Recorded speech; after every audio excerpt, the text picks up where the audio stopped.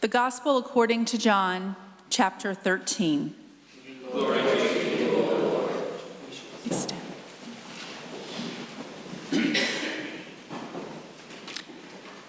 Now before the festival of Passover, Jesus knew that his hour had come to depart from this world and go to the Father. Having loved his own who were in the world, he loved them to the end. The devil had already put it into the heart of Judas, son of Simon Iscariot, to betray him. And during supper, Jesus, knowing that the Father had given all things into his hands, and that he had come from God and was going to God, got up from the table, took off his outer robe, and tied a towel around himself. Then he poured water into the basin and began to wash the disciples' feet and to wipe them with the towel that was tied around him.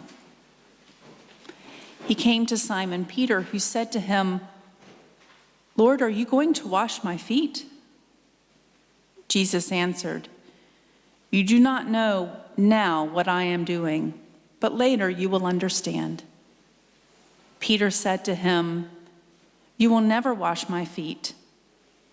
Jesus answered, "Unless I wash you, you have no share with me." Simon Peter said to him, "Lord, not my feet only, but also wash my hands and my head." Jesus said to him, "One who is bathed does not need to wash except for the feet, but is entirely clean. And you are clean, though not all of you." For he knew who was to betray him, and for this reason he said, "Not all of you are clean." After he had washed their feet, had put on his robe, and had returned to the table, he said to them, "Do you know what I have done to you? You call me teacher and Lord, and you are right, for that is what I am. So if I, your Lord and teacher, have washed your feet, you also ought to wash one another's feet. For I have set you an example, and you also should do as I have done to you. Very truly, I tell you, servants are not greater than their master, nor are messengers greater than the one who sent them. If you know these things, you are blessed if you do them. Now the Son of Man has been glorified, and God has been glorified in him. If God has been glorified in him, God will also glorify him in himself, and will glorify him at once. Little children, I am with you only a little longer. You will look for me, and as I said to the Jews, so now I say to you, where I am going, you cannot come. I give you a new commandment, that you love one another. Just as I have loved you, you also should love one another. By this, everyone will know that you are my disciples, if you have love for one another. The Gospel of the Lord. Praise to you, O Christ. Some are calling it the loudest silence in the history of U.S. social protest. Last Saturday, March 24, high school senior Emma Gonzalez took the stage at the March for Our Lives rally in Washington, D.C. She spoke for about 2 minutes, choosing her words carefully.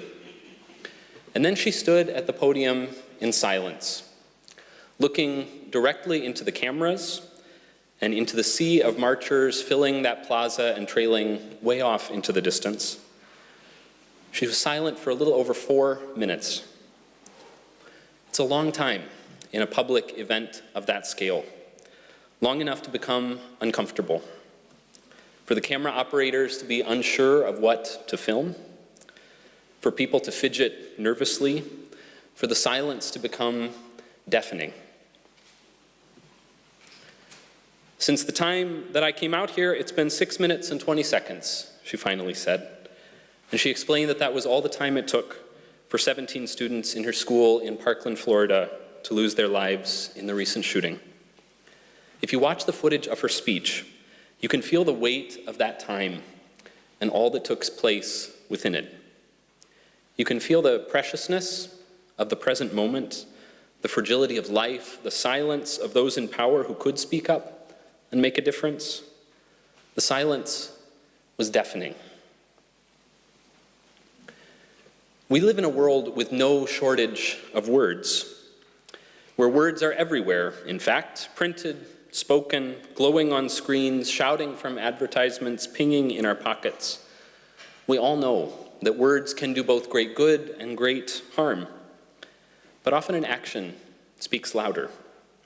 Often an action, like standing silent before thousands of people for 4 minutes straight, communicates something that words can at best reach for.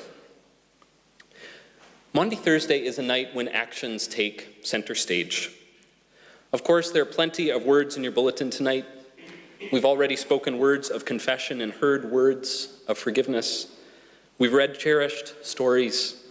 We will finish tonight with the plain and stark words of a psalm.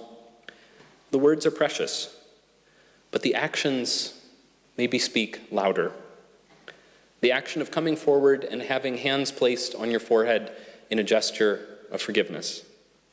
The action of washing someone else's feet and letting your feet be washed. The action of holding out your hands ready for bread and wine. The action of the sanctuary being emptied around you, the symbols removed, the candles snuffed out. There's good reason for Maundy Thursday and this emphasis on these actions, of course. We remember Jesus' last night with his disciples tonight, and particularly we remember the things that he did. Breaking bread and sharing wine in the accounts of Matthew, Mark, and Luke, and washing his disciples' feet in the Gospel of John. It's these actions that really speak so eloquently amid all the noise around them. And there's lots we can say about the action we just heard described in John's account of this night. We can talk about how unexpected it was for Jesus to pick up a basin and a towel and kneel at the feet of his disciples. I mean, yes, we do talk sometimes about cultural differences between Jesus' time and ours, but really, feet have always been feet. Cleaning them was something you did yourself in Jesus' time and culture, or if you had servants, maybe it was their job. Either way, it was not the job of the teacher, the master, the host. It's a strange thing Jesus does, which explains Peter's strong reaction. What are you doing, Jesus? You are not the servant. This is not your job. We can talk about the strangeness of the action, and that strangeness only deepens when we remember whose feet he is washing, who he is serving. We tend to say this is Jesus' last night with his friends, which of course it is. But remember what those friends are about to do. When Jesus looks around the room, he looks at Peter, who in just a few hours will deny that he ever knew who Jesus was. He looks at Judas, who in just a few moments will leave dinner early and walk out into the darkness. He looks at these people who have shared life and space and countless meals with him over these last years, and who, in no time at all, will have scattered to the four winds in confusion and in fear. Those are the ones Jesus is serving in this moment. Not people who are perfectly loyal or kind or strong, but human beings. Fragile, fallible, ordinary ones. They may not particularly deserve what Jesus does for them this night, but he does it anyway. So there's lots that we can say about the action, but the action itself speaks louder. And what does it say? In bending low and washing their feet, in passing the towel to them to continue in his example, I hear Jesus saying this to his disciples. Things are going to get very difficult for you. They're going to get difficult tonight, tomorrow, in the weeks and the years and the decades and the millennia to come. You are going to feel the urge to scatter, to run, to hide in your own shame. You will even do that sometimes. But I am showing you another way. I am giving you one another. I'm giving you myself. Here, look around you. You have both. On his last night with his disciples, Jesus gave them the gift of the church, the gift of one another's presence and care, and the promise that he would be there among them. We can speak about that promise all we want, and we need to speak it in as many ways as we can, in songs and in scripture and in conversation and in proclamation. We can speak all we want about the promise of Jesus' presence, but there's no substitute for acting it out, for gathering with one another, for sharing bread and wine, for washing one another's feet, for offering a sign of peace.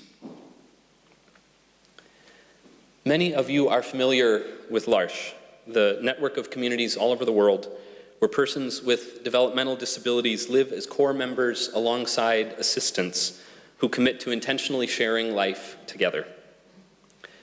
I read a story from L'Arche that touched me deeply this week, and somehow it feels like a story for Maundy Thursday.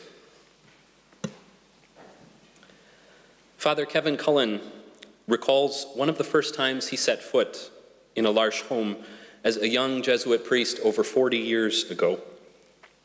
He sat down at the table for prayer before dinner and took the hand of a resident named Hazel.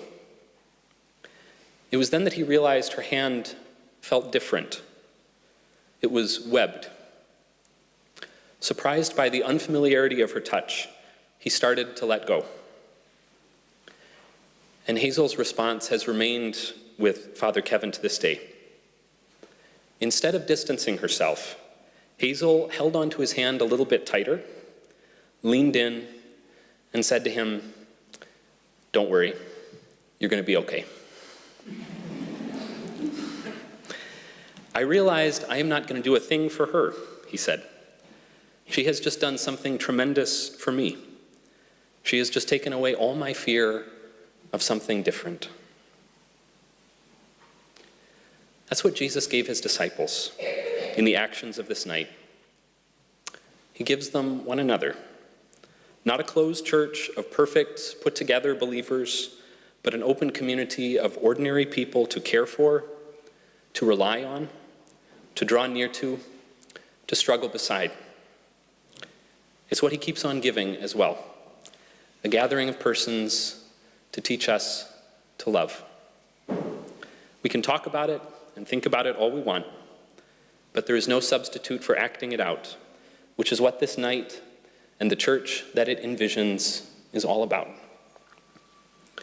Jesus, knowing that the Father had given all things into his hands, and that he had come from God and was going to God, got up from the table, took off his outer robe, and tied a towel around himself.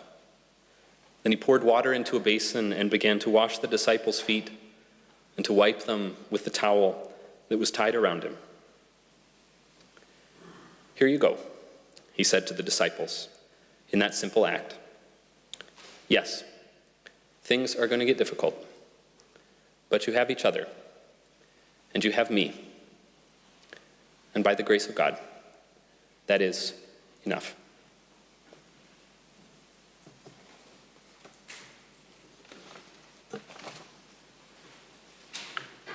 Let us pray.